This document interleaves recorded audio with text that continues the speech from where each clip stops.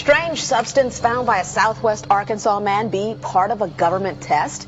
Well, that's the question at the heart of a phenomenon called chemtrails, now getting widespread attention. Well, they say the government is dumping chemicals on us to control or manipulate the weather. And they say the unusual-looking jet trails in the sky are actually chemical-laden chemtrails. People say the government is up there in airplanes spraying all kinds of chemicals to change or manipulate the weather, leaving what you see there, and they call that a chemtrail. So what I look at there and I think are contrails, you're telling me are chemtrails? Yes, that a contrail would be dissipated by now. And it's interesting, Dale and Christina, this is of interest not just in this country, but European countries and frankly all over the world. A lot of folks interested in it. Well, Dave, you mentioned that climatologists and others who study the atmosphere believe that they'd be able to surely spot any kind of signs of an ominous plot. Our journey started in San Diego, California, where thousands of scientists, engineers, policymakers, and journalists gathered for the American Association for the Advancement of Science Conference. One of the topics was the artificial manipulation of the Earth's climate, also called geoengineering. During the meeting, scientists spoke about the plausibility of implementing geoengineering campaigns throughout the world under the guise of preventing global warming. One widely accepted theory was to block the sun by spraying something into the atmosphere.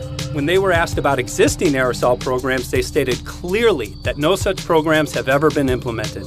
But strangely, these proposals sounded exactly like what people around the world are claiming is already happening. When I found out that the American Association for the Advancement of Science was going to be held down here and the main body of topics would be on geoengineering, I had to come. I had to be in on this. I had to hear what these top climate change scientists had to say. And that's the other question about chemtrails and whether geoengineering is being deployed right now without our knowledge. I don't have any personal insight into that, other than to say that I've worked in government at pretty high levels in the White House and in at state government. I'm personally skeptical of that. But obviously, you never know what you don't know. Chemtrails. On the internet, they are cited as proof of the government creating clouds to combat global warming. They claim the American government, with the secret approval of the national government, is covertly using jet aircraft to spray population centres with aluminium, with barium, and with strontium so as to reduce people's humidity and reduce the global population. I'm always a little bit suspicious because the government doesn't seem that capable to do something on such a large scale. That is not rain, that is not snow. Believe it or not, military aircraft flying through the region is dropping chaff. Small bits of aluminum, sometimes it's made of plastic or even italicized paper products, but it's used as an anti-radar issue, and obviously they're up there practicing. Now, they won't confirm that, but I was in the Marine Corps for many years, and I'll tell you right now, that's what it is. And what happens here, military jets, some come out of Key West Air Force Base, and they move off into the atmosphere, and they drop mylar strips. Some could be a little wider, some are small glass fibers that are coated in aluminum. And what the Air Force does is they take their military jets and they dump these out of the aircraft, they fall into the atmosphere, and some take as much to a day to fall down. This is inevitably military or something going on. The government, the Air Force, you see this kind of a pattern like this, you can rest assured there's something going on. They're actually little bitty magnetic and little bitty strips of, whether it's aluminum. No, it's a nuisance to you and I to determine what's real and what's not, but it looks like it is a life-saving operation there from the military. The apparent motive behind this conspiracy theory is one world government. Order, I cannot hear. Mr. Speaker, I want to assure the House that both my ministry and my colleague, the Minister of Health, who have received correspondence on this issue, that this conspiracy theory does not have an iota of truth, and that the trails observed from aircraft simply come from jet engines. Question number 9. Order. And I think what an appalling example it is of the new Foreign Affairs spokesperson for the Labour Party that she's spreading conspiracy theories about the United States government. I think the House has heard sufficient. It is called geoengineering, fighting global warming by putting a chemical dust in the atmosphere and reflecting harmful radiation back into space. We take geoengineering to mean deliberate, large-scale intervention in the Earth system. There are a variety of schemes that have been discussed for geoengineering. A classic example is injecting reflecting particles into Earth orbit. Nevertheless, there might be some good reasons to think about alumina. It turns out, first of all, there's been a lot of work on the environmental consequences of alumina in the stratosphere. The big deal really is that alumina has 4 times the volumetric rate of forcing for small particles as does sulfur. And that means you have 4 times less surface area for the same rate of forcing. And this is a much bigger deal. You'd have roughly 16 times less the coagulation rate. And that's the thing that really drives removal. So you could get away, we think, with much smaller mass fluxes. So that's why we see things like in the use aircraft patent from '89, they talk about aluminum. And that's why we're seeing in the surface water samples aluminum. And here's David Keith saying that aluminum has 4 times the reflective volume surface area. So they'd like us to think that we're talking about sulfur, but here they slipped up and let it out that aluminum is 4 times better to achieving their ends, and it sounds like it's going to be one they don't want us to know the effects of. The little picture is from a nanofabrication study, which shows you can make very high quality, and do this in just a jet in a very simple way, make high quality alumina particles just by spraying aluminum vapor out, which oxidizes. So it's certainly in principle possible to do that. There's a big literature that's already looked at that. And you could do that by either building new versions of these aircraft or even re-engineering existing aircraft. So there's some ideas of that. So you go to an engineering firm and you want this done. They don't say this is hard or unusual. They say, okay, yes, we could do it. Aerosol geoengineering looks like it is so cheap that the cost is basically not going to be an issue. That means that implementation decisions will be risk-to-risk decisions. The risk of doing it against the risk of not doing it. And it makes the problem of how we govern it fundamentally harder and different and novel. So I've told you that it's cheap to deliver materials to the stratosphere, and I'm convinced that's true. I don't think that will change. But I think the more we do research, the less easy this will look, the more complicated the environmental effects will look. And that's a good thing, because right now it looks too easy. So I think that if we do more research, we're likely to find out that it's harder and more complicated than we thought, and that the side effects are harder to manage. And that's a healthy outcome that will make it easier to do the management. Of course, the opposite reaction is possible. It's an empirical question, how people will actually react to knowledge about this. Another reaction is to say, if these crazy scientists are so concerned about putting CO2 in the atmosphere, they want to think about these things, then that might actually mean we should be more serious about the risks of CO2 in the atmosphere. And by the way, it's not really a moral hazard, it's more like free riding on our grandkids. And by the way, it's not really a moral hazard, it's more like free riding on our grandkids.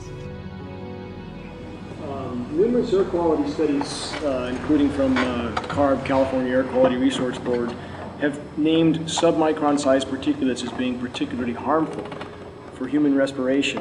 Through all the discussions today, I have not heard any mention of this fallout, and has this been studied, and also the effects of a highly reactive metal like aluminum on toxifying soils and waters?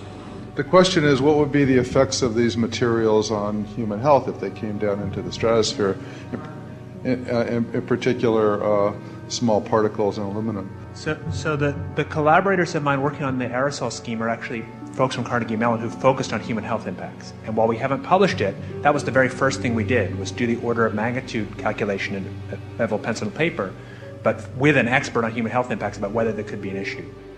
And for aluminum or other particles, there are a lot of toxicological things that need to get looked at seriously.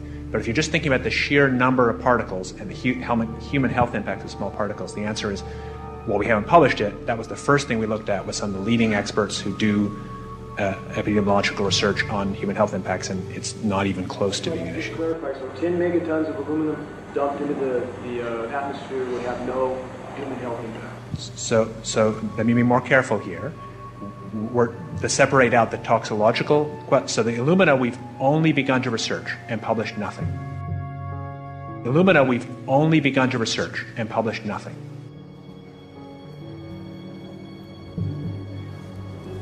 Dane looked at him and he said, so you're telling me that spraying 10 to 20 megatons of aluminum, as you said, would have no human health effects?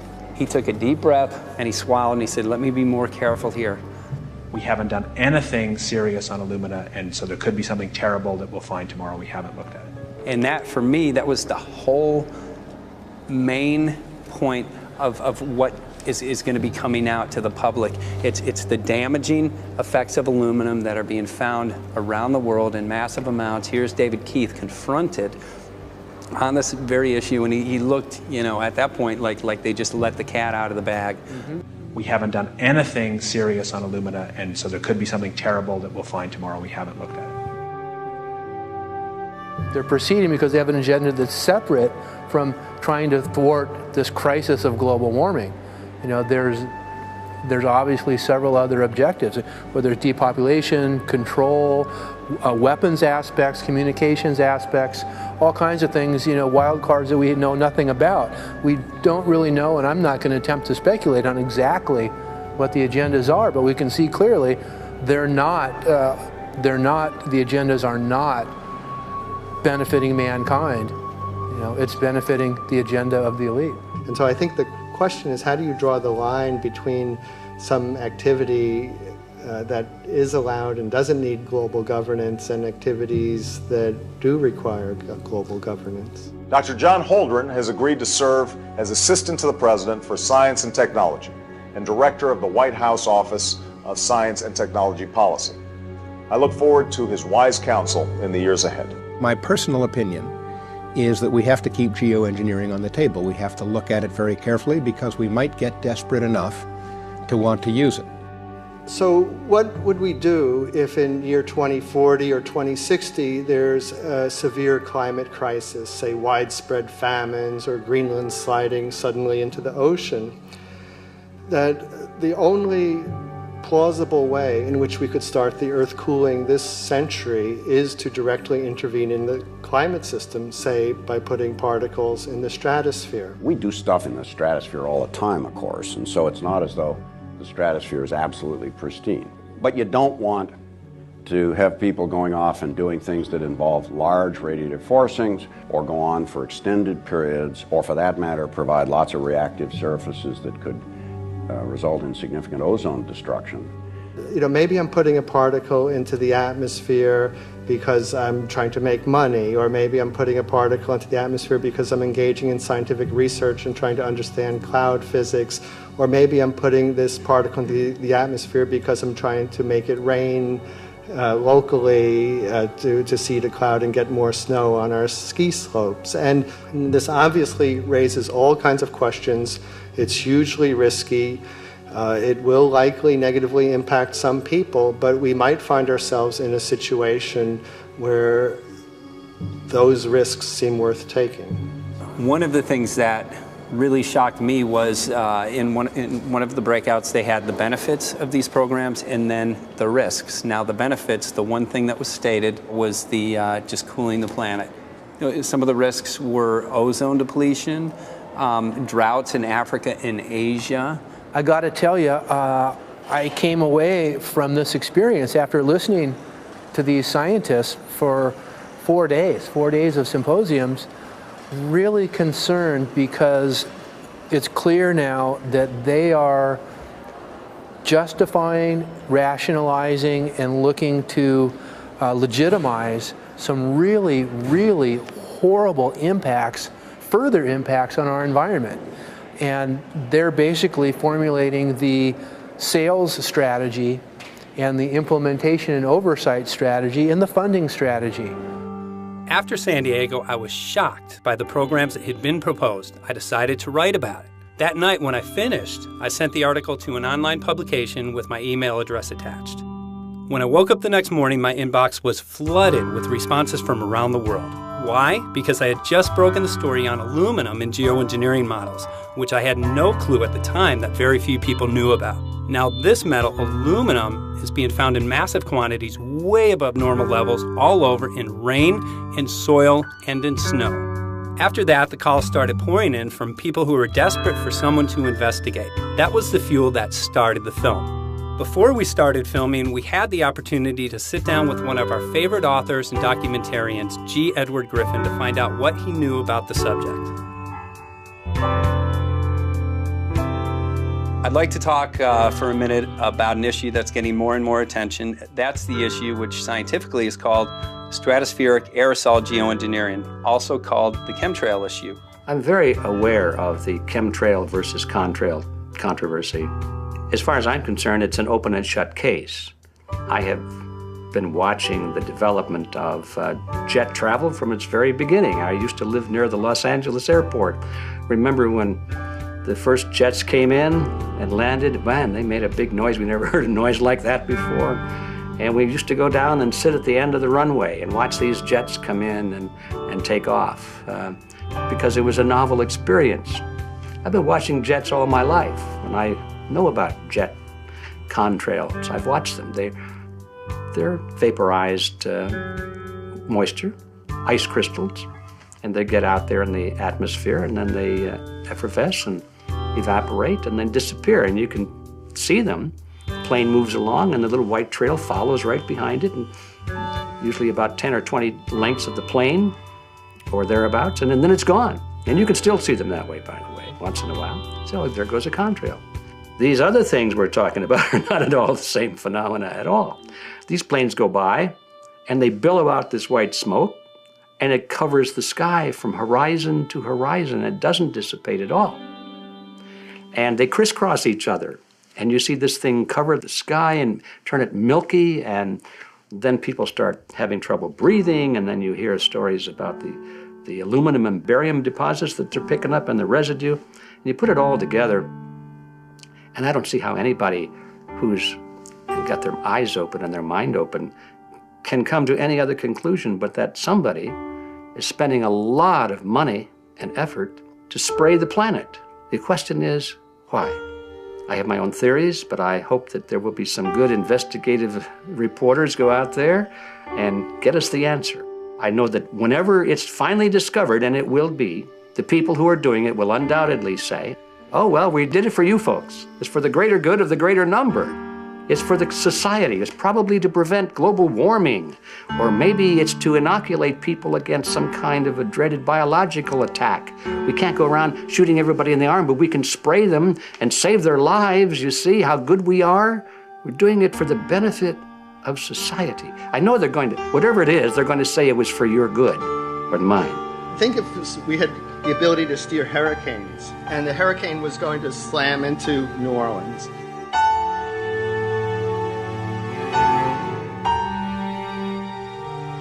And let's say you could steer it so it would hit Mississippi instead, where for 100, that means I would be willing to more or less kill 18 Mississippians to save 1,800 New Orleanians. And if you do that knowingly, are you murdering those 100 people? And there's all kinds of equity issues there. Now, also, we might be wrong about our steering, and if we didn't do the research right, maybe our steering would intensify Katrina and even kill more people in New Orleans. And so this question of how do you develop the confidence to know that your intervention will reduce overall damage, and then how do you deal with the understanding that you might be damaging some people who wouldn't have been damaged before while saving people overall? The spraying appears to be mostly in NATO countries. I've seen it here in the United States, I've seen it in England, I've seen it in Scotland, I've seen it in Canada, and I've had reports from people who live in France. There's a grouping, there's a political grouping here of some sort. It's international in scope. It's not just an American phenomenon, it's international. And anybody that wants to investigate that, I think, has to take that fact into consideration.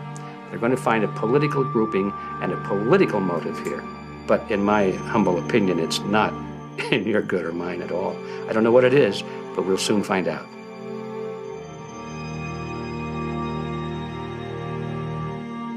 I'm sure that if you follow the old advice, which is follow the money, you'll come to the answer sooner or later.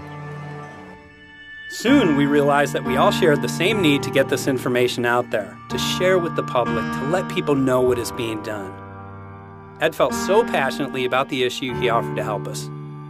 Well, the main thing now, since it looks like the budget is going to be met, is to get it done well. We don't come off the tree knowing any answers at all. Yeah, we're not scientists. We're just asking questions, exactly. And we've got to be very skeptical about the answers. That's it's totally accurate, totally honest. Why can't people see this? They're not hearing it. They don't know that the facts are not being presented to them. We're very lucky, you know that? Look at this opportunity that's being dumped on us. I know. Opportunity. It's, well, this is going to... Yes.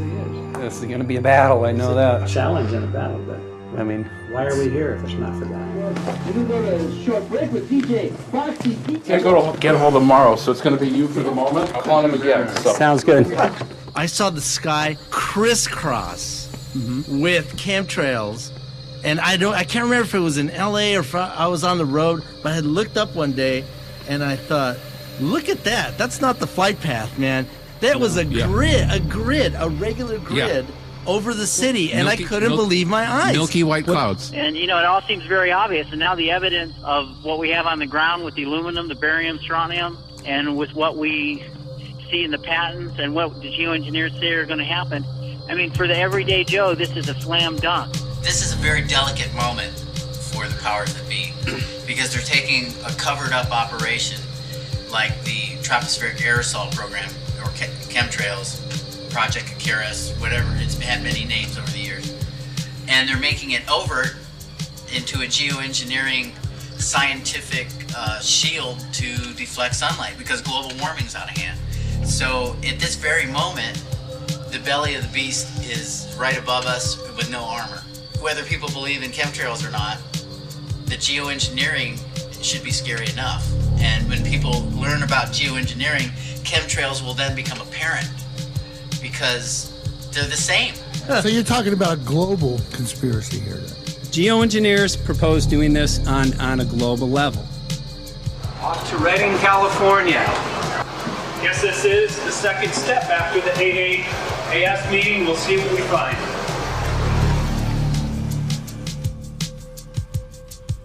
Right here in Northern California at Dane Wigginton's house. He owns over 2,000 acres overlooking Lake Shasta. He told me about some of the challenges that they're having up here. Let's go and talk to Dane. We'll see, you know, what's going on his property. We'll see what he's going through, and also what action he's taking based on the test results that he has.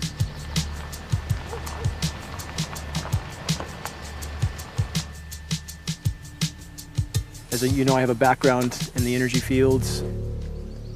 I worked in the first solar plants in the continental U.S. in the early 80s. My home was on the cover of the world's largest renewable energy magazine, so this is my background. My goal has been to alert the public there is a mountain of toxic material falling on us, period. Before about 5 years ago, our skies were typically blue, and now you see it's covered with lines and haze, and virtually nothing you see on the horizon, nothing you see in the sky above us is a natural cloud. I mean, it is virtually all the remnants of these aircraft lines that you see fanning out, spreading into clouds, artificial clouds, but the sky is a very dirty look to it. There's not the white cloud blue sky that we had only a few years ago, but it looks like there's some sort of massive industrial activity or forest fires burning over there, and we see that typically every night.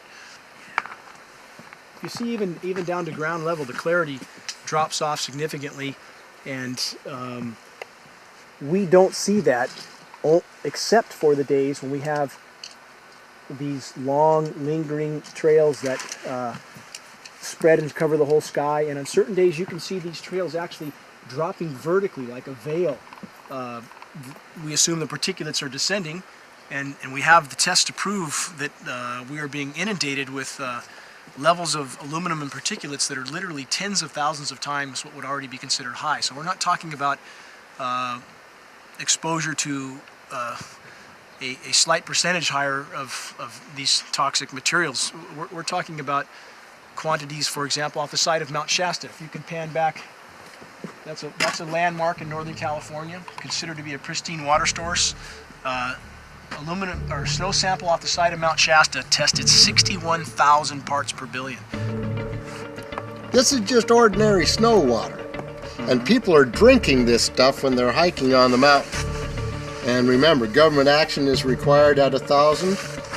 This is 61 times over the government limit, and our hikers are drinking this poisonous water on Mount Shasta Mountain itself. God. Barium, 83. Strontium, 383. So this summer, the people climbing are drinking poison. Basically. I certainly wouldn't want to drink 61,000 micrograms per liter of aluminum. And again, we've already seen in 5 years soil pHs in this area that have escalated 10 to 12 times, and we can prove that conclusively. Well, this is not speculation. We can prove conclusively that these metals have been in the rain. We have duplicate samples. Bachelor of Science in Forestry, International School of Forestry at Missoula. Master's in Zoology, specialized in aquatics. 35 years with the U.S. Forest Service as a wildlife biologist. And before that, several years with the USDA Soil Conservation Service as a soil conservationist. Also have run the botany programs, range and grazing programs. And I continue that today. Right now I do a lot of master gardener consultation work. When I started this garden back in about 2005 or so, the pH here was 5.5, 5.6. This is the old soil survey of the county. You can look at the page right here. This is my soil right here. It's a Dietz 125, 126 here at my house. And here, the soil reaction pH should be between 4.5 and 6.0. And over there in the pure mud, it's even a little darker. It's 6.8 right there. And what can this do to plant life and ecosystems? Well, you haul one of these things out and you start looking at the little things that are crawling around the soil. A lot of times they aren't there anymore. The little soil arthropods that you can barely see on a microscope, you can actually see movement with this. Little tiny macroscopic, look like little moving pieces of dust. Those start to go away. They're not gone entirely, but they start to go away. This is black oak acorns. You know, this is pieces of cedar wood. You know, come on, folks. This should be very acid, and I'm getting 10 times higher than expected. There's something really wrong here. But you can see all those reports, lots of them. You have over 20 reports here. Well, at least 20. I'd say it'd be closer to 30. All revealing dangerous amounts of aluminum and barium. You know, the science is there that something funny is happening. And the naysayers say, well, so what? Isn't neutral good? Well, no, neutral's not good. Neutral is not good. If your soil is supposed to be 5.6, it should stay 5.6 if you want the forest to be healthy. And if you want to grow a good garden, you have to keep your pH around 6.0, 6.5. I think that we just need to wake up and just look at what's happening, because we can't just ignore it, because it's going to get worse and worse if we just keep ignoring it and pushing it away like, oh, that's nothing. There was mason jars, and they were brand new, sterilized, and that's what we catch the rain in. And then there was a HEPA filter that we tested the air with. Okay, so you caught rain and then you basically filtered air. What did you find? Aluminum and barium. Here's another test that's revealing 375,000 parts per million aluminum, barium at 3,090, and strontium at 345. Yeah, that's from a lined pond. With EPDM fish-safe pond liner. There is no chemicals, manufacturing materials at all in that pond liner that's available to the aquatic life. It's designed for that purpose. The well that feeds this pond has been tested and retested. ND, no detectable aluminum, 0. The only other place this pond can receive water is rainfall. We are located on a filtered, forested hilltop, miles and miles and miles away from any industry, highway, and so forth. After several heavy spray days, there was a film that we received formed on the surface of the water, and we tested that crust, and it was aluminum and barium. That after a year and a half's accumulation had 375,000 parts per billion of aluminum in it. It's literally toxic. We can say conclusively that what we see in the sky matches expressly what's outlined in numerous patents, and the materials on the ground match those patents. This material was not there 5 years ago. It is a recent phenomena in the quantities it's in. It has escalated in some cases 50,000% in 5 years in the case of aluminum. From our original baseline reading of 7 parts per billion, which was already high, it has escalated up to 50,000% in 5 years. And we've seen profound changes in that time. Dr. Leonard Time, PhD in chemistry, I cross-checked with him And he says the oxides of aluminum, barium, and strontium will drive your pH into the coastal, from an acid soil like this up into the neutral. There's no question about it. And that's exactly what you see happening. Wow. I have a doctorate in inorganic chemistry from Oregon State University, in which I was working with different metals and oxidation states, and then did a postdoctorate work at Brandeis, where I was working stabilizing off oxidation states of different metals. The goal is to sort of figure out how everything fits in the dynamic equilibrium of life. I was working with Francis up in Mount Shasta, and he showed me some rainwater analyses that had to do with levels of aluminum, strontium, and barium in the atmosphere. So I feel the major toxin in these chemtrails is the aluminum. And from the levels we were looking in at Mount Shasta, this is totally, totally unacceptable. When you get to metals and biological systems, you're no longer talking about the bulk aluminum that people think about when they're drinking from soda pop cans and that.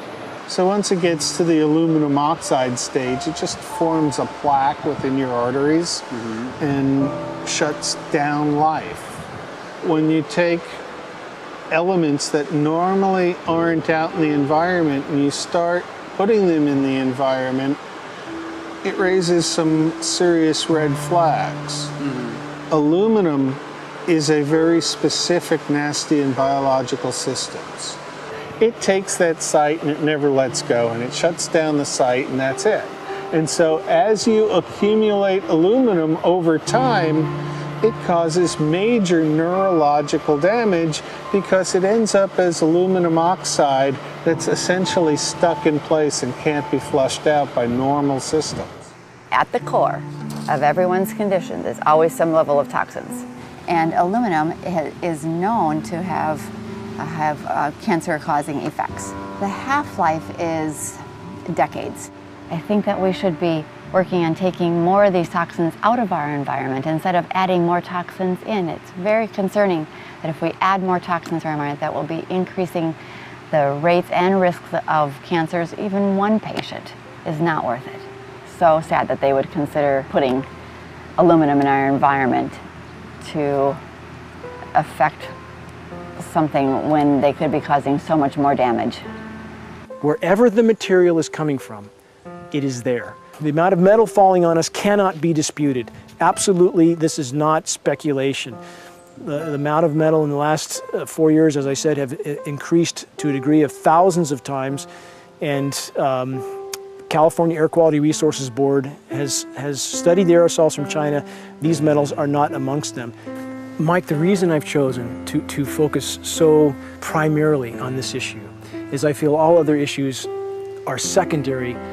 What could be a greater priority than not being able to walk out your door and take in a breath of air without sucking up heavy metals? If our land base is being poisoned, if our waters are being toxified, what will we have left to work with? Whatever we choose to focus our time and energy on, whatever our political beliefs, that this is a common ground for all of us. We must have air that we can breathe, that's not full of toxic chemicals and metals. We must have water that's not completely laden with whatever is being emitted from these aircraft. And if people stopped to consider that the atmosphere is as thin as a layer of paint on a basketball, it is an extremely thin layer that allows life to exist on this planet, to simply treat it as a physics lab and experiment with it until it is broken beyond repair is folly of unbelievable proportion. And if people understood that this sort of experimentation not only is going on, but has been going on for a very, very long time. Going back 50 years, there's been countless climate manipulation, weather modification programs that the vast majority of the public is completely unaware of. And if they think that this is not true, that certainly that somehow they would have known if it was occurring, I would ask them to look at things like Agent Orange and the things that governments do because they can, because there's no one to stop them, because they have these huge military machines that want to control everything. And in fact, the government's own document, perhaps you may have seen, it's available to any online, is called Owning the Weather, an expressed goal of our government, and not just our government. He told the Associated Press that the American government has created weather tampering techniques so that the New World Order will be able to starve millions of Americans and to control the rest. There is weather control techniques. Number one, the entire patents on the equipment. Number two, Senator Claiborne Pell's complete statement and story of his own that not only does it exist, but that we even utilize it as far back as the Vietnam War. Well, Murph, we're going to do what we can. Let's see what we can do. You got the scientists behind you. The scientists are with you, so at least this scientist is with you. I may not have $1 million budget, but I've got enough to show that something's dreadfully wrong. You got it. All right. So Arizona will be this Monday, the 21st. Senator Johnson up in Show Low. So we're going to be in the car a long time.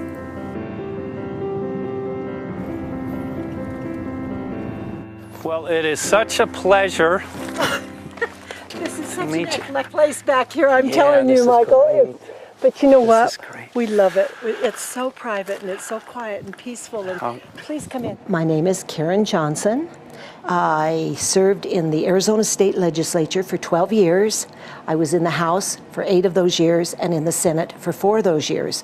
When you see a plane fly overhead, there's a trail that leaves the end of that plane, and it goes from one horizon all the way to the other as the plane flies across, and it begins to filter out and cover more and more of the sky in kind of ripples.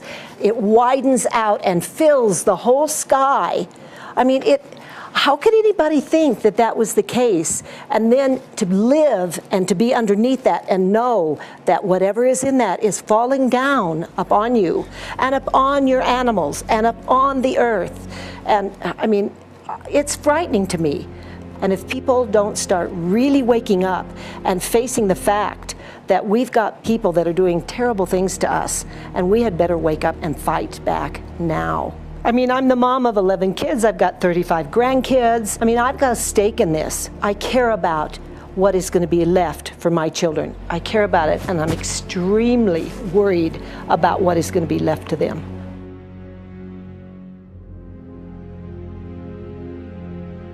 Aluminum is toxic, and we know that it's accumulative. And we know that we're getting more. So we're absorbing it in the air, we're drinking it in our water, so we are accumulating more. So the thought of more aluminum being dispersed in our environment in the way that you mentioned is very frightening to us and very disturbing to us. Those of us who have done any research on this are really quite concerned that we are ill-informed about this issue, and mostly that it's being done.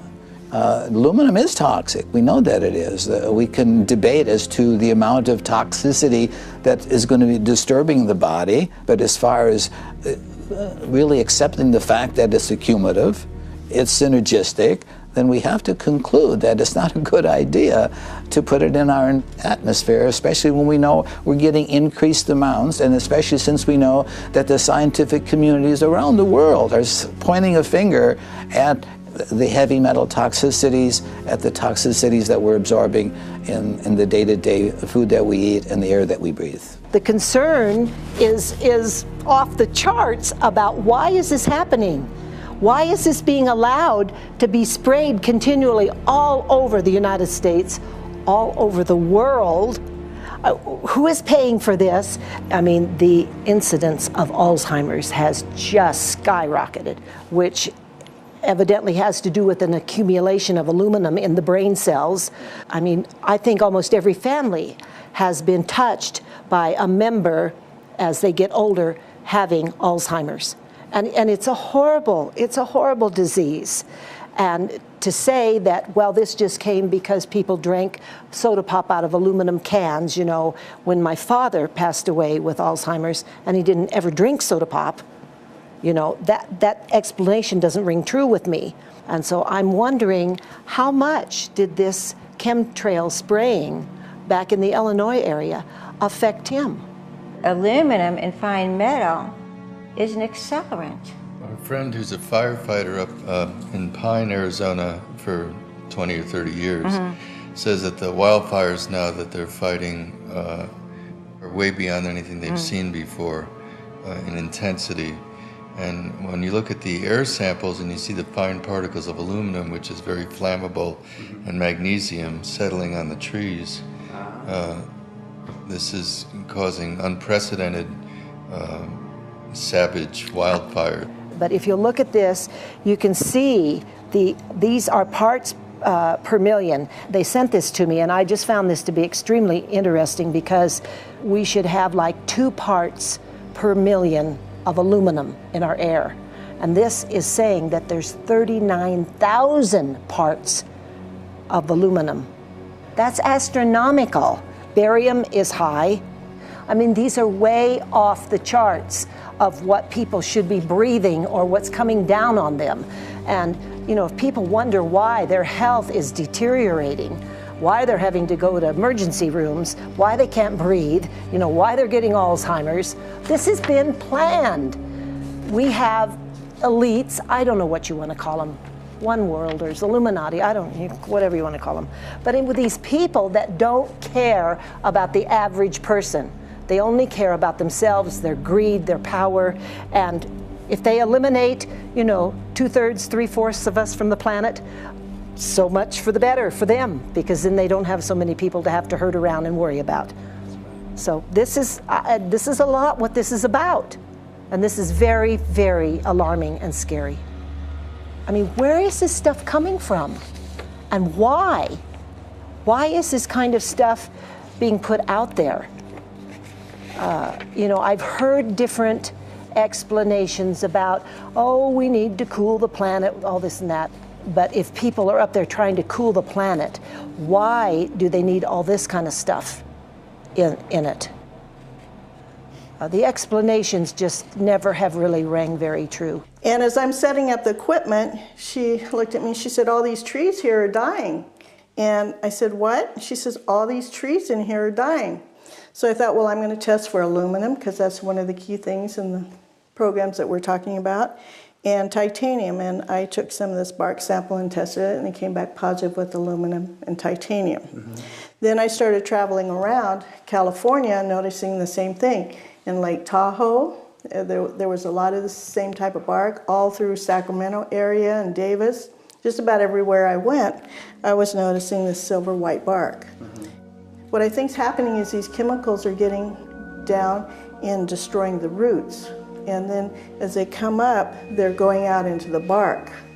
Those 2 right there are the ones that are just, it just hurts so bad to see these 2, because look how old and big they are. We probably lost 40 trees right here on our 10 acres. Every week, every other weekend, we'd see another tree that was beginning to die. And I mean, it's just so sad, we just cry. And to think that that might have something to do with it, along with their other explanations, would really, really frost me. Every time you lose a tree, you know, it's not good, it's just sad. And there's another one over here in this little group of trees here. Don't you feel better when you stand up and fight than if you crawl down in a little hole and go to sleep? You know, I mean, my gosh, people, your families are out there, children are out there, your grandchildren. I mean, you've got to do something to help.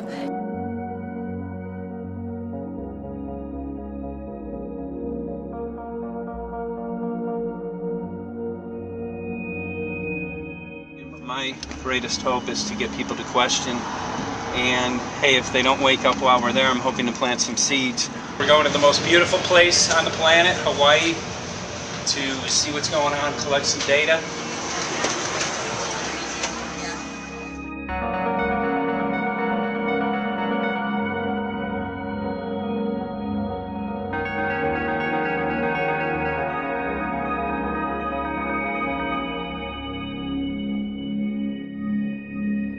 Thank you for having fun with us. Hope you enjoyed the trip. Have a great vacation and welcome home if you're lucky enough to live here. Thank you.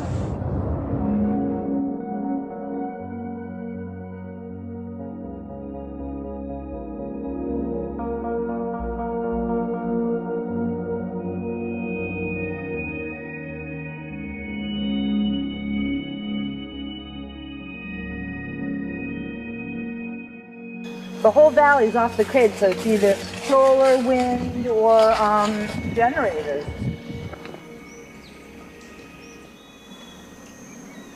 Look at this, man. Yeah, the mind can't even conceive of a dream of this. Right. Yeah, right. Even coming here, and one would never think, you know, in paradise that it's getting destroyed.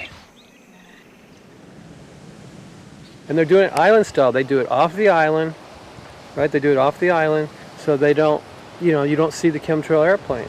The theory is that they're spraying the ocean, offshore, and it's coming in on the. And it's coming in. Now these are coming from the west. They're also spraying on both sides today. A lot of this stuff is actually chemtrails coming this direction. There's material that's blocking. We should be able to see to the horizon, you know, where the Earth curves, because we're high enough and we have the ocean, right? So we should be able to see. We should be able to see the Big Island. It's only 30 miles away. And you can see it's not a blue sky behind it. That's the key. It's all, you know, has that kind of weird looking blue, like silver blue, I call it. And this is a nice day. You know, there's no more blue sky. The night we're gonna look at the stars at night. And it's like, you'll see, you can count them. There's so few stars at night now.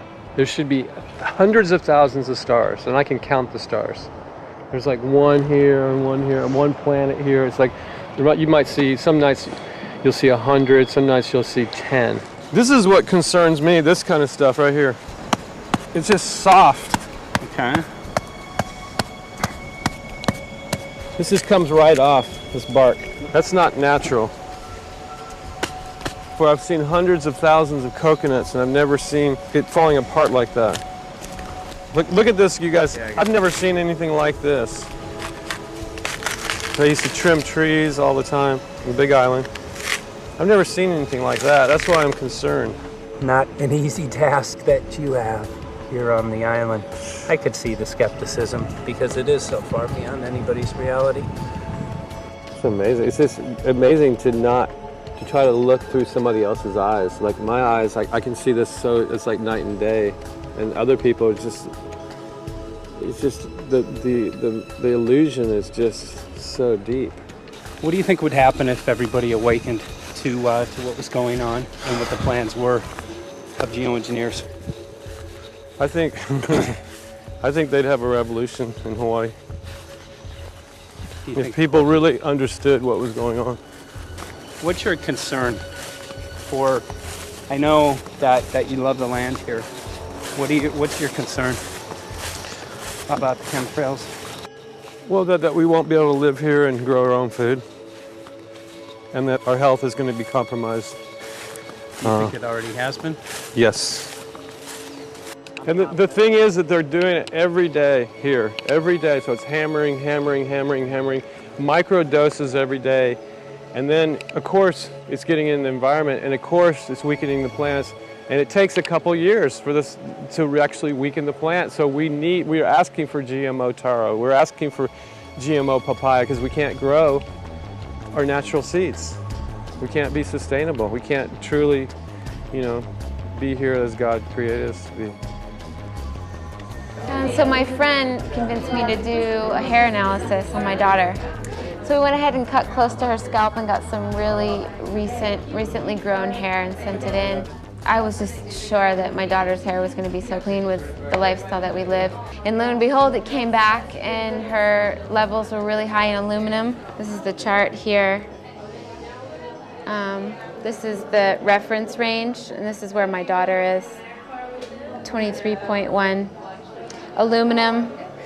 The skies are covered with a white mist, and I look up at night anymore and I don't see the deep, dense stars that I used to, and I can't help but think this obviously has something to do with my daughter's health.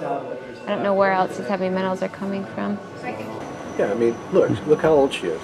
Yeah. She's been isolated here. Here, and she's... Here. Anybody looking at the situation would be like, this is paradise.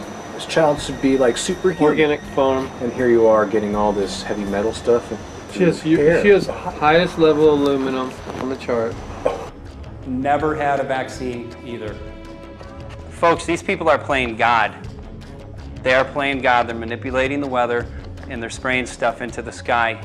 They are trying to geoengineer everything, including your plants and trees and your ocean. Well, tonight, we're just hoping that instead of not looking at it, you start looking into it, because I really believe from the bottom of my heart that we are in a real crisis. I really do. They are proposing dumping 10 to 20 million tons of aluminum into the upper atmosphere. What does aluminum do? It changes the pH of soils, which is toxic to plant life. Also, it's very toxic to human health. Are they doing it? Well, let me tell you about my experience and what we found. We have much evidence that not only suggests, but I believe prove that they are happening. Jeff, what's going on? And as I promised, we're joined right now by a very special guest, Michael J. Murphy, currently on location in Hawaii. He's working on a documentary film called What in the World Are They Spraying? Michael, welcome to the program. Great to speak with you today.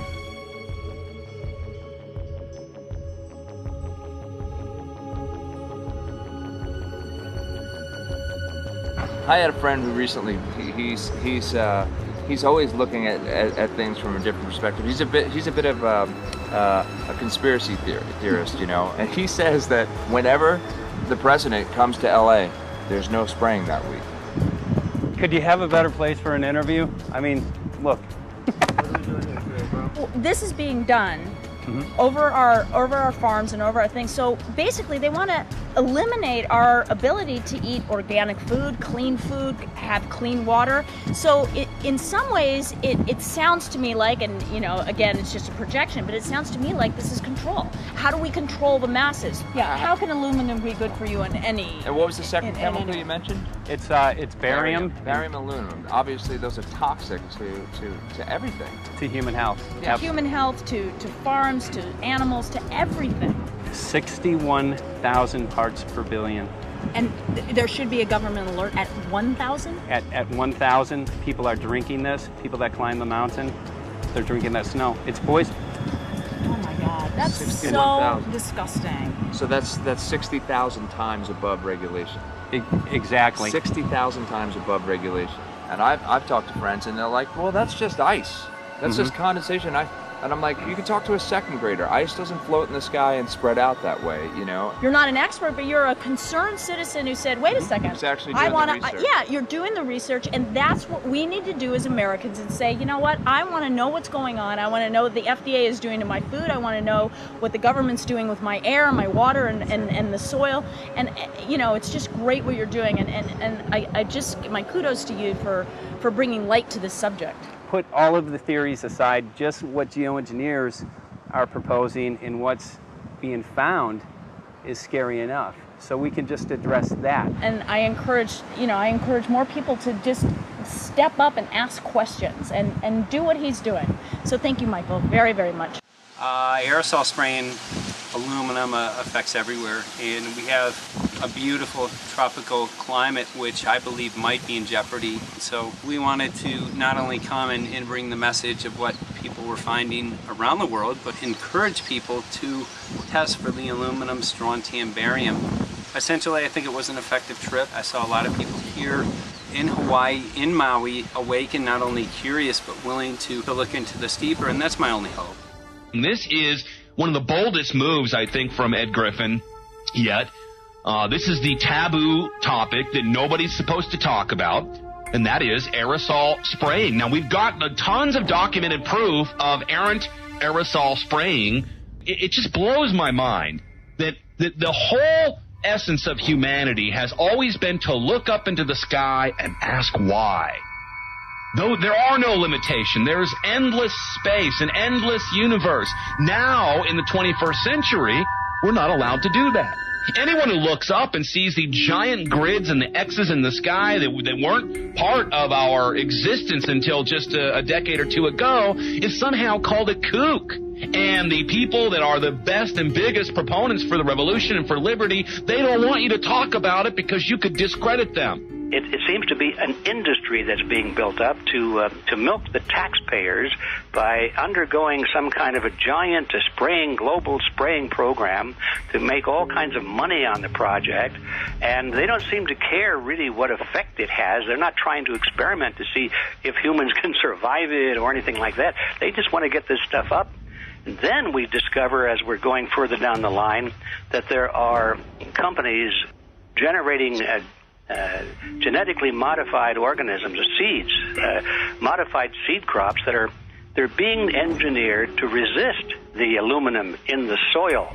And a lot of crops won't grow in that. And so now, after they've messed up the soil, all the farmers were going to have to go back and buy seeds that have been genetically engineered to resist the aluminum that have been put into the soil. And all of a sudden, mankind is completely dependent upon these companies like Monsanto and other giant agricultural firms.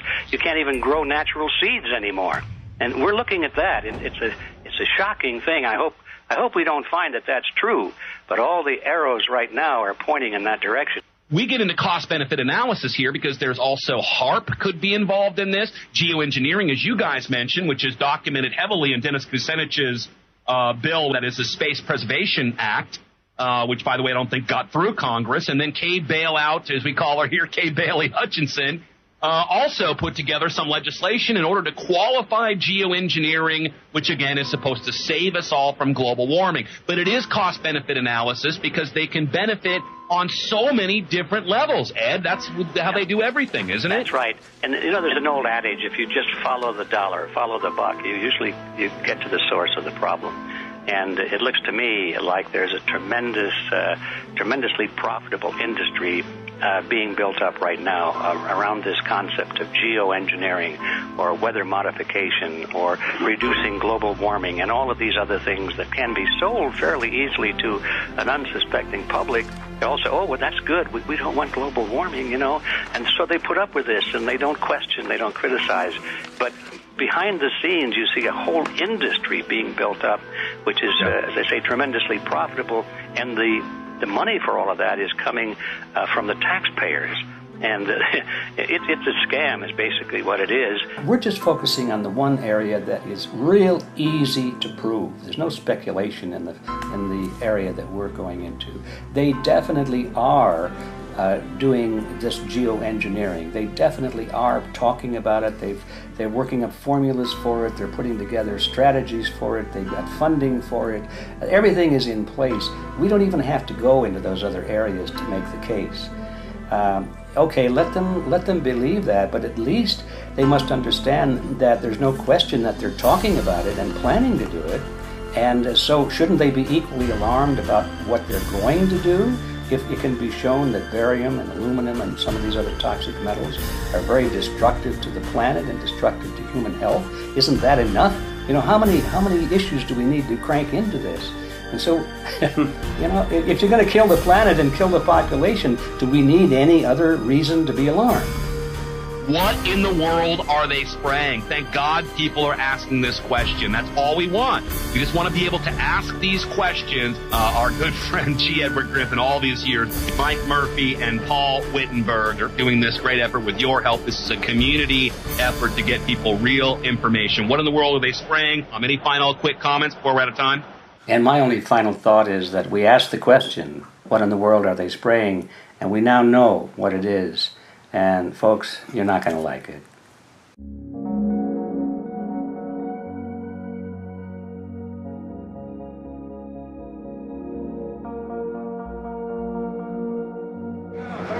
Hey! I'm Peter Vreken. I'm from Belgium. I'm 54 years old. I can't believe it myself. I'm a very happy and grateful person. We are doing the job the police, the Justice Department, or the Environmental Department should have been doing. And it's really essential that it's going to be a grassroots revolution. I think so. God is on our side because we are not fighting against, but for. Yes, we're fighting for.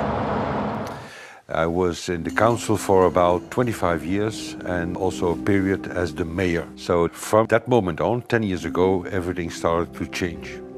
I start to get a picture of what is really going on. And it became crystal clear to me that we, humankind, have been manipulated and dominated and exploited for centuries. And this chemtrail phenomenon made me angry because I was so helpless. You can decide what food you're gonna eat, whether you're gonna smoke, what water you're gonna drink, what kind of life you're gonna lead, but not with this phenomenon. Then you are just a victim. It's only a game. And there have to be good guys, and there have to be bad guys. And luckily, we are in the position to be able to play the role of the good guy who has the chance and the opportunity to overcome. 3 days that we shared with them, my heart just dropped because it was such a beautiful way to live and such a peaceful way to live. I left thinking, what's this going to be like in 10 years? Is everything going to be killed off on the property? And if it is, how are they going to get their food source? Are they going to have to take a class, you know, and get certified by company XYZ? And what are the requirements for that? And that really is the end of freedom. I'm concerned about that. I definitely, I really am, yeah. I learned to say everything is now as it has to be now. And everything is going to be okay. It's going to be all right. It's going to be okay. Yes. I have this deep feeling that in the end we will prevail because we have the right on our side. The cosmos is helping us. And I have this strong feeling that we are being supported by entities and by forces we can't even imagine.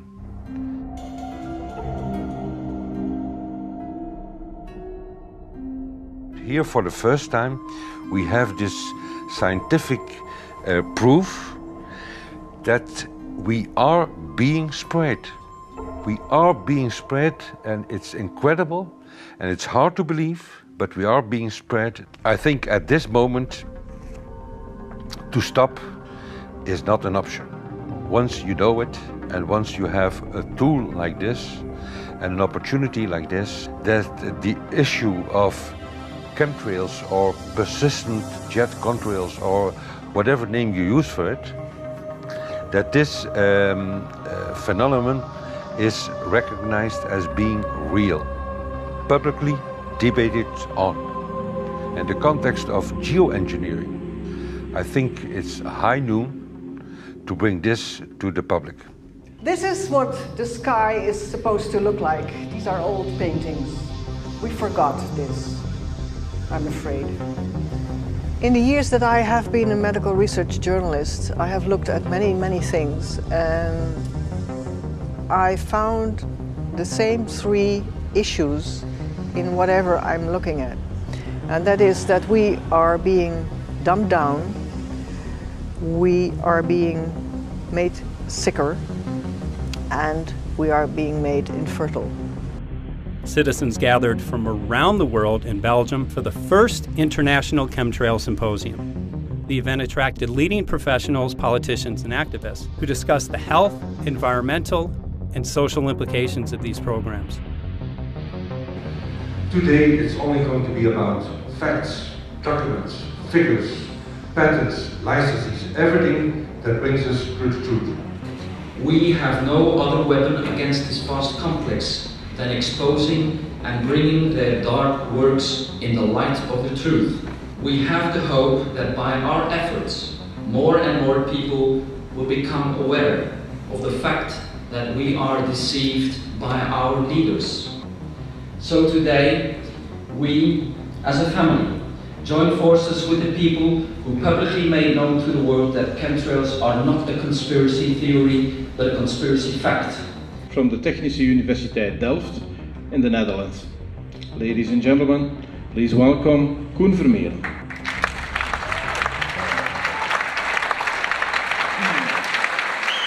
Well, I'm Koen Vermeeren. I'm a university professor of Delft University of Technology. Usually people are with their heads to the ground in their own two-dimensional space and they don't look up. But if you do, you see more and more spaces like this. And it worried me too. I have no explanations to our students about these phenomena. And then I studied it myself and I found out that I couldn't give them the answers they wanted, because I think that the phenomenon is not natural. It's not natural what is happening, and the explanations that are given to us are not enough for me.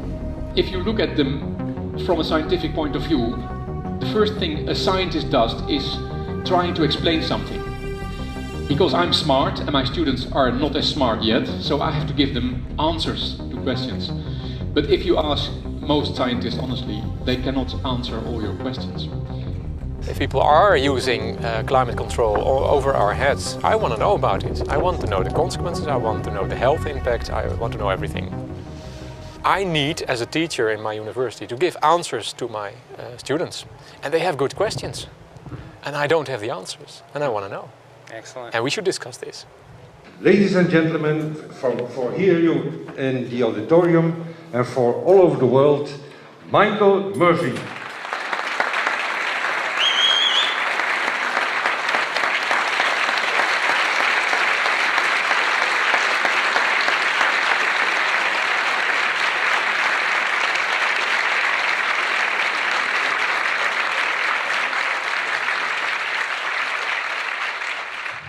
Well, thank you very much. It's definitely an honor to be here in Belgium. The people who are in power control everything. They control the markets, they control us, now they're even controlling the weather.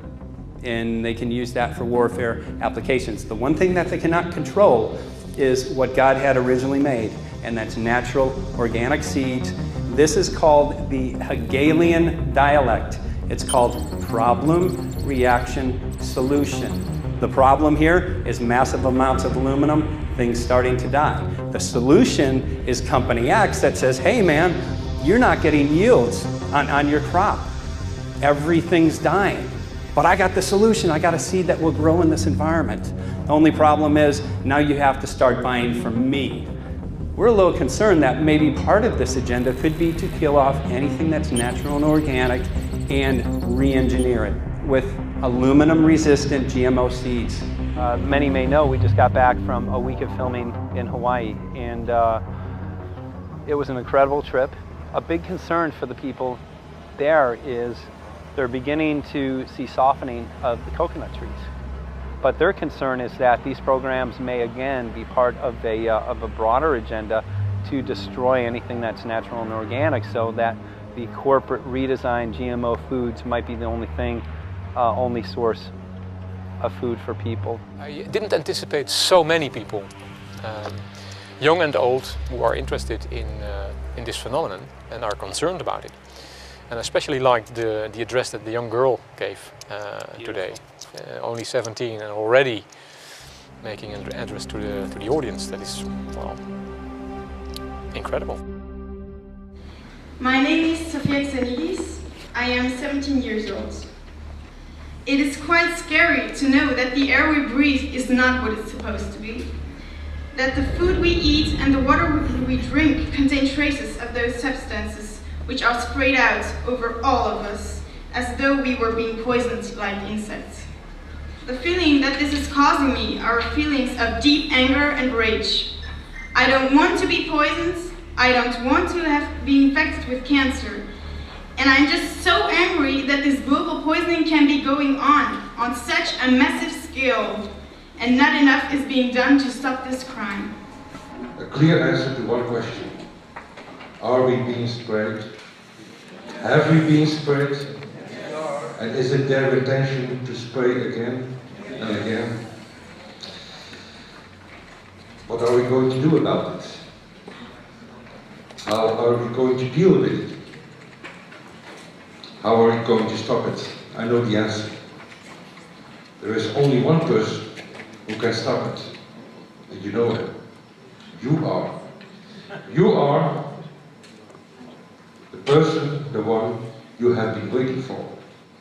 We are magnificent, beautiful, godlike, divine human beings.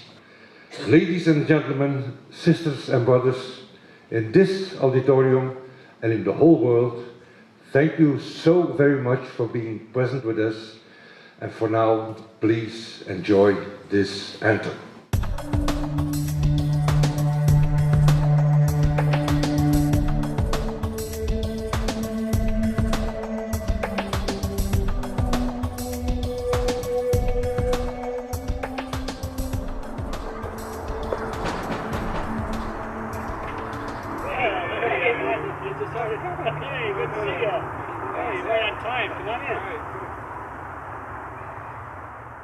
So, anyway, I'm glad that the weather's been good for you fellas so far. Just think if we were doing this in the wintertime, you might, if you're going to Washington, D.C., you might run into snow. Thank God we're not. That's right. You know, it's interesting because of the different weather modification programs. There's something like, I think, right around 32 in the continental U.S. alone going on. So the theory is that geoengineering is in part weather modification. You know, Mike, that's a very good point. There are so many subsets connected with this issue of geoengineering. People are writing to us all the time with information about the connection to global warming, the connection to weather modification. Some people think there's a connection with Morgellons disease. Others think it's kind of a means of transmitting electromagnetic impulses from the HARP antenna system up in Alaska and Siberia. Boy, it gets your head spinning. And each area, I think, is worthy of investigation, but we have so little time. I think it's wise for us to stay focused on just the aerospraying and the toxic effect of these chemicals and the destruction of the planet and the damage to human health. What more do you need than that to convince people that we have to put a stop to it? So to stay focused, I think, is our mission on this one.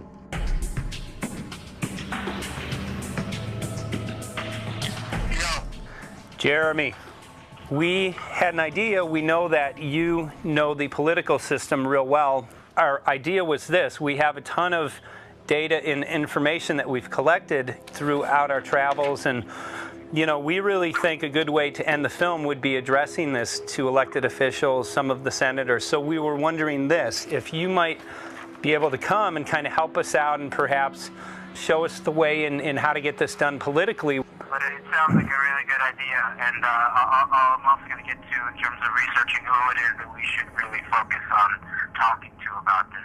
At the very least, if we could make it impossible for them to claim that they don't know at this point, we can strip away their plausible deniability that they haven't heard of the data that points to geoengineering stratospheric aerosol operation already going on. At the very least, it should be very interesting to go to District of Criminality and put some people on alert.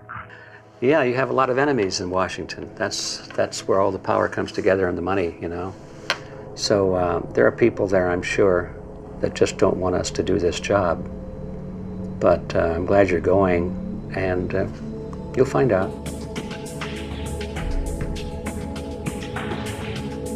We took the data to Washington, D.C. There we presented our elected officials with the following letter. According to the 5th article of the Bill of Rights amending the Constitution for the United States of America, no person shall be deprived of life, liberty, or property without due process of law. But the daily spraying is depriving all persons living within the United States of life, health, liberty, and integrity of our common and private property without due process of law. As a representative of the people of the United States of America, we insist that you do everything in your power to protect us and immediately put a stop to geoengineering spraying at once. There exists no justification, legal or otherwise, to poison the planet and its inhabitants. Now suppose that space aliens arrived on, maybe they're going to land at the UN headquarters down the road here, or maybe they'll pick a smarter spot. But suppose they arrive and they give you a box, and the box has 2 knobs. One knob is the knob for controlling global temperature, maybe another knob is a knob for controlling CO2 concentrations. You might imagine that we would fight wars over that box, because we have no way to agree about where to set the knobs. We have no global governance, and different people will have different places they want it set. Solar engineering is like chemotherapy. No one wants it. But we all want the ability to do chemo and to understand its risks, should we find ourselves with dangerous cancer. How long does it last up there? The lifetimes are years. What, years? Couple years. And then it what, precipitates out, or Yeah, that's correct. no toxic side effects that we know of? The thing we always wonder about is the unknown unknown. Yeah. So if you're thinking about, say, the acidification, it's clear that's not a problem. There's several studies that showed that. Right. But of course the concern here is with so little research, there may be some unknown that comes out of left field that bites us. My name's Mike Murphy. I'm a filmmaker in from Los Angeles. We're covering an issue called geoengineering. Okay, thanks guys. Senator, a question about the issue of geoengineering. I'm afraid I don't know what you're talking about. And wondering if you were supportive of geoengineers' proposals of spraying 10 to 20 million tons of aluminum into the atmosphere. I should really get a briefing paper on it before I give an opinion. Oh, not a problem. Are you aware of the issue? Not completely. At all? Because, okay. Do you have a letter from constituents, and people have concerns? Yeah, what We're making a documentary about the I don't know, you guys have credentials to be here? Yes, we do. We pass through security as well. Endowed by our creator. I think so. Please don't touch Please don't touch my property. You're lying. No, why? What did we lie? What did we lie about, sir? No, we're not. What are we lying about? Lying about what? It's a little unusual, huh? I haven't heard that. Okay. You're not aware of it? And it appears that these programs have already been deployed. You know, I haven't looked at that proposal, and so, you know, why don't you let me review it? I can do that. Are you aware of? Actually, I'm going to go. Yeah. Let me go ahead and get that. I will take a look at this, and I will act accordingly. General, this program, this openly covert program of the aerosol spraying, stratospheric aerosol spraying, geoengineering, using tons of aluminum, spraying it up in the sky. I have no idea what you're talking about. Okay. Commonly called chemtrails, sir. When you were the head of NEMA, did you see the aerosol trails? Mike Murphy, filmmaker in Los Angeles. Hi, sir. And we're covering an issue called geoengineering, and wanted to know if you're supportive of geoengineers' proposals.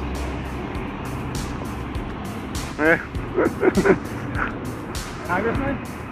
Hey, Congressman. I'm wondering if you're supportive of geoengineers' proposals, which is dumping 10 to 20 million tons of aluminum into the atmosphere. I'm familiar with that. Pardon? I'm familiar with the Okay. Can you make an appointment for my office? I'm not supportive. I haven't looked at it close, so I don't. Have you heard of the issue? Because it's becoming mainstream in public, and there are actually congressional committees which are being formed to talk about these programs. Mm-hmm. Yeah. Well, I think when we drop anything into the atmosphere, we should know prior to the effect of that, right? Yes. And if we don't have the knowledge as to what the effect will be, we shouldn't do it. I think there are 4 different options for thinking about deployment of geoengineering. The first one would be we just ban it. I would argue that one does not want to get too firm a restriction in place on small-scale studies early on because it'll tie the science hands.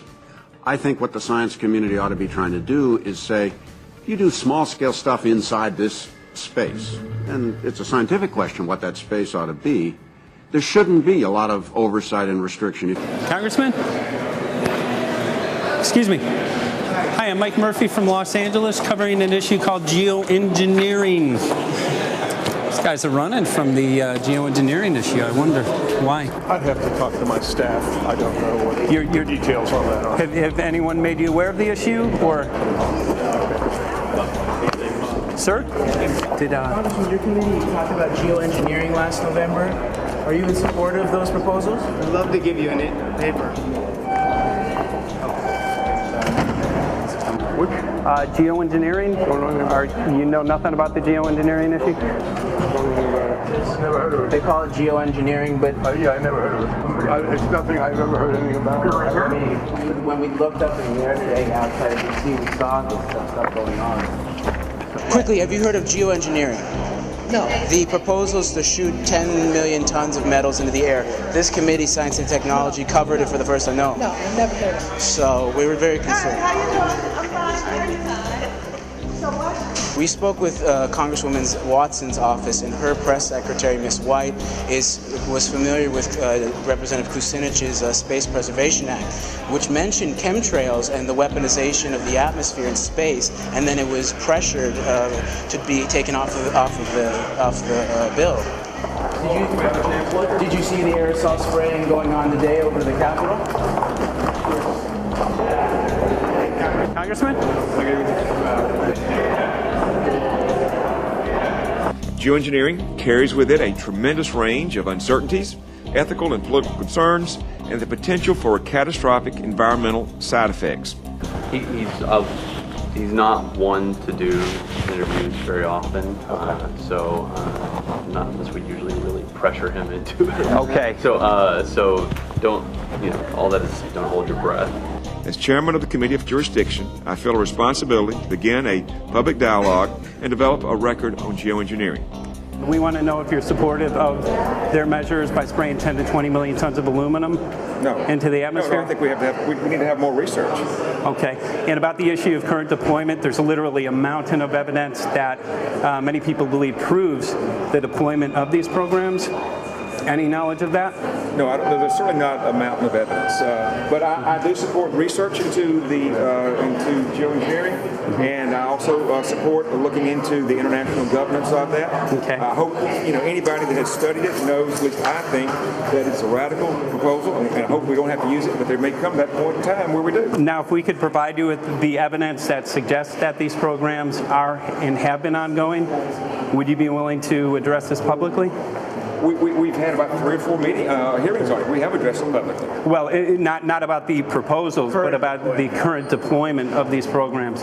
Citizens. I don't support the current deployment. I think we need to have more research, and they have consequences that go beyond one nation. And so I think that there needs to be governance to that. Governance is not simply an issue of deployment, but governance before deployment in terms particularly of large-scale scientific fieldwork. I concede that on this subject and in general, it's not popular to talk about global rules.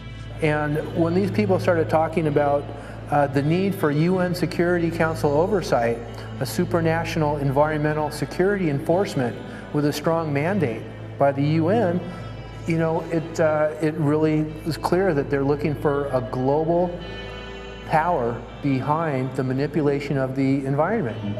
But I do think it needs to be sort of an international kind of treaty that does tie and bind all nations into a common fate. It is a common fate.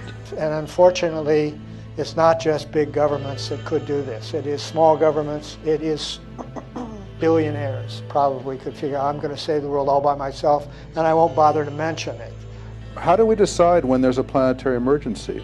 Whose hand is on the thermostat? How do we decide when to start it? There's no way to do that right now. And what if we do start doing it, and then by some problem with the technology or with the will, we can no longer do it? In a year or two, the aerosols will come out of the atmosphere and temperatures will shoot up at a rate much faster than it's going up now. And it's that rate of change that's hard for us to adapt to. So once we start it, we'll be sort of locked into doing it for a long, long time. And so with basically no end in sight. Boeing would pursue this to make a profit, right? I mean, there's financial motivation to do this. Let's see. So let me not speak for Boeing. Is that allowed? Okay. Yeah, well, it is what it is. No, but someday, if the U.S. is going to decide to do this stuff, they're going to look to a company who can do it, and you want to be positioned. Boeing would rather get it than Lockheed Martin. So certainly we have an industrial base that helps the country take on technologies and large-scale challenges like national defense.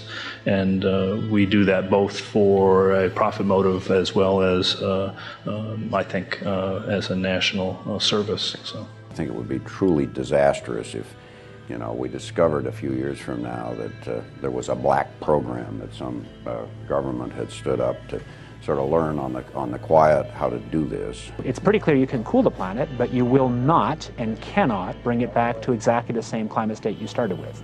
So you may or may not, and I expect we'll have a lot of back and forth about how useful it is to ameliorate the risks of climate change. I think there's a good evidence it probably is useful, but we don't know. But it certainly can't get you back to exactly the climate you started with. I think everybody agrees with that. Do you think you'll see deployment in our lifetime? Let me say I hope not. Al? I would agree. I hope not. I hope They not. agreed. Okay. I see this as something like an evacuation plan. You know, that you build big dikes. Maybe that's the emissions reduction to try to keep the flood from wiping you out. But that if that flood should come, that you'd like a plan for what to do in the event of that catastrophe. So I see these options more as a catastrophic response option and not as a way to reduce risk of everyday climate change. You would advocate mitigating consumption of beef as a means of accomplishing your objective? Yes. How would you suggest going about that? You can't. I mean, it's your job to decide what to tax and what not to tax. Obviously, if you wanted people to behave differently, you give them incentives and disincentives for behavior. But I'm sure that's the answer you wanted to hear, Mr. Smith. If only my time had not expired. Thank you, Mr. Chairman. Because there's literally aluminum and barium contamination found around the world, believed to be from these programs. Like, look, today over the Capitol, looks like they're deploying some type of aerosol. Did you see it? No, I didn't, but good to see you. In a James Bond scenario, some rogue rich guy puts some airplanes in the air and seeds the clouds. What is to prevent that? Okay, are you aware of the issue? You do it through the... Are you in support of those proposals? What is your take? I don't know anything about it. You're not. How to get more information. I've got a chair here. Okay, we'll give you a letter on this. Yeah, this is a letter from constituents. Okay, great. Thank you. Excellent. And many people believe that these programs have already been deployed because mass contamination has been found. Geoengineering programs, stratospheric. Got it. Yeah. You just brought it up. Okay. Spraying from airplanes. Okay. So what is happening, people from around the world are finding contamination. Let me take care of this and I'll talk to you when I come back. I'll be back. He's here. Thank you very much. We see that even though we might make the average temperature of the planet about right, the rainfall patterns change some from today. And some places become warmer and some places become cooler. So there are going to be winners and losers in this geoengineering activity if we were to do it. But nevertheless, as David has said, there are reasons why we might consider doing it. Many people are deeply concerned about it because of the toxicity of aluminum, and it has been addressed to Congress in various committees. Would you take a look at a letter from some of your constituents addressing the concerns? Excuse me if I go. Okay. Can I give you a letter from constituents? Are you aware of their proposals of dumping? Gotcha. Thanks.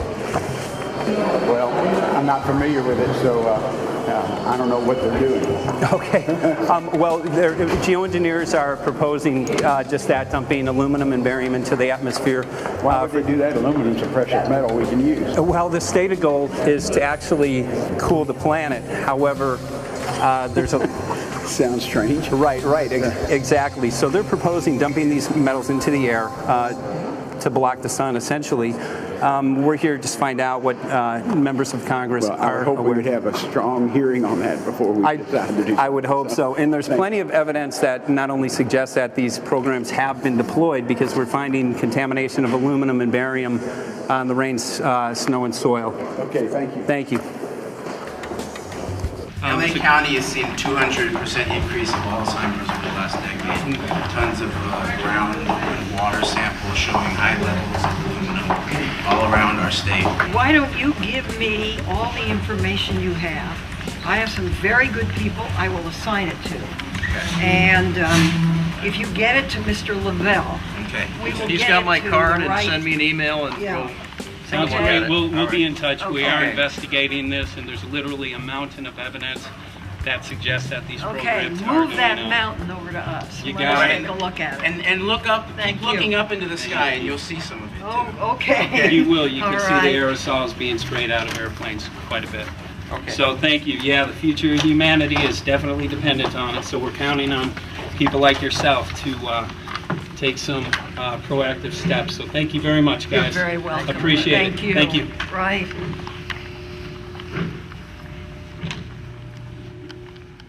A lot of Congress was running down the hallways to avoid answering any questions, looking for doors in the hallways. So apparently the war is against all of us, and we're all in a hostage crisis. People who took an oath to uphold and defend the Constitution are not only know this is happening, are participating in this. And all of us have a duty to stand up and speak out about it.